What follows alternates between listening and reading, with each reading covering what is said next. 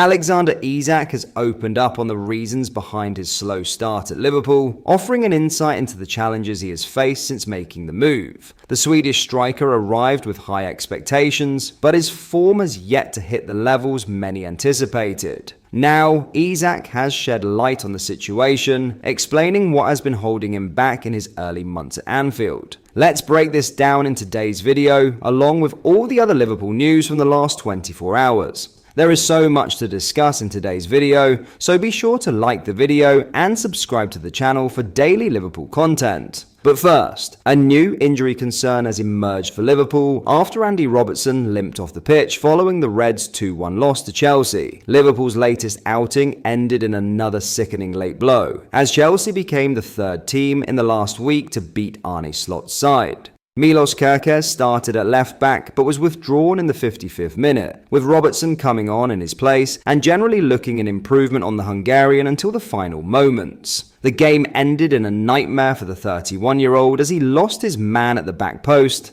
Estevao, who scored Chelsea's winner before the Scotland captain limped off at full time. After the match, he could be seen limping off the pitch with help from head of performance physical therapy, Chris Morgan. Journalists at Stamford Bridge described Liverpool's fullback as being in discomfort as he made his way down the tunnel. Reporter Lewis Steele even said he looked in a lot of pain. Slot didn't comment on Robertson's fitness after the game, but we should learn more in the next couple of days, with a decision on whether or not to withdraw from Scotland's upcoming fixtures indicating his fitness status. They first faced Greece on Thursday before playing Belarus on Sunday, both at Hampden Park. While it is hoped Robertson's issue isn't too serious, Liverpool supporters may quietly be wanting him to stay at home for the international break. Liverpool's other injury concern from the match was with Ibrahima Konate. The Frenchman came off at the same time as Kerkez, so Curtis Jones was sent on to play in midfield, and Ryan Gravenberch moved into defence. It was to do with fitness. He felt his quad a little bit, Slot told Sky Sports after the match.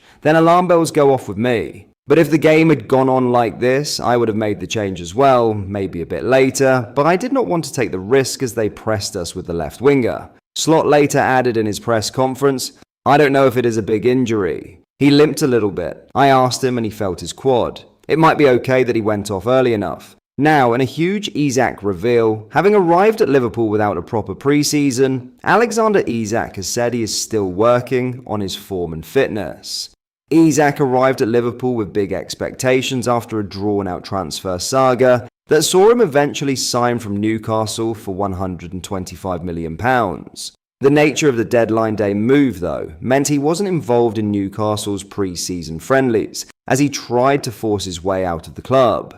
This has led to Arne Slot and his fitness staff slowly integrating Isak, a player who has a dotted injury history. Saturday's loss against Chelsea was his fourth start for Liverpool in all competitions, after which he spoke to All Red Video about his form and fitness. "I feel good. I've been working hard to get back to my best, and I'm still working to get to my best form," said the 26-year-old. "It was good to play out there again. I was hoping for a different result, but we'll keep working." While he did train alone over the summer, Isak's de facto pre-season effectively only started 3 weeks into the campaign, leaving him trailing behind his teammates for match sharpness. Having initially built up his minutes by only using the Swede for halves and hours of matches, Isak pre-season is now nearly over. As a point of comparison, Mo Salah and Cody Gakpo both played 378 minutes in 6 pre-season games. Isak has played 312 minutes in the same number of appearances. Slot explained after Liverpool's League Cup win over Southampton, "We got him not in the best circumstances in terms of match fitness, so we have to build it up. The downside to that is that you cannot play a player 90 minutes, and if you only play him 45 or 30, or again like today 45, it might then normally take a while before he scores his first goal.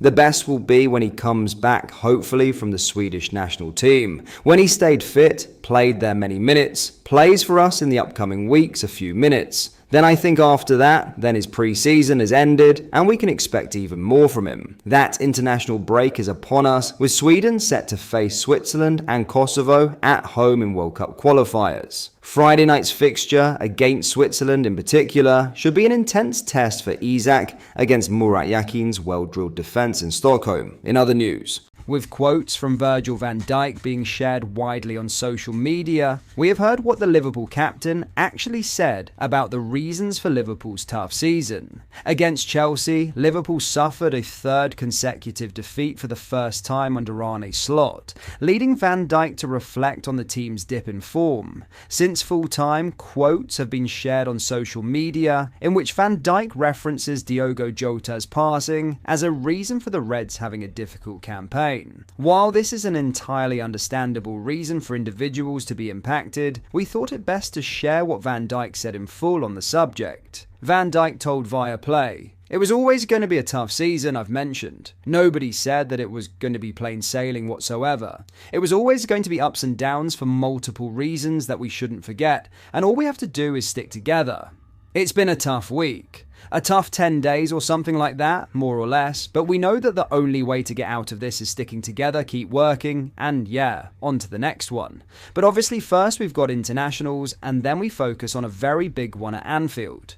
The death of a teammate is a completely valid cause for your mentality affected at times, but it isn't the entire reason for Liverpool's poor performances, and Van Dijk hasn't tried to suggest this. We should all do well to remember not to criticise individuals too harshly in public, given what they have been through.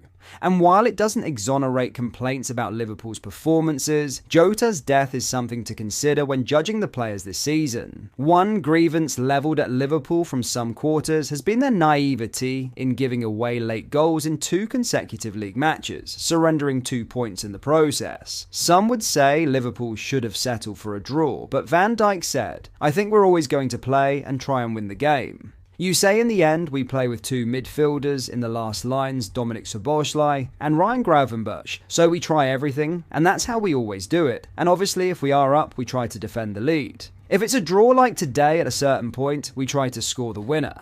I felt like it could have gone both ways. It was wide open at times, and that's obviously for the neutral, it's quite nice to see, but obviously for us it's disappointing that we lost, so work to do.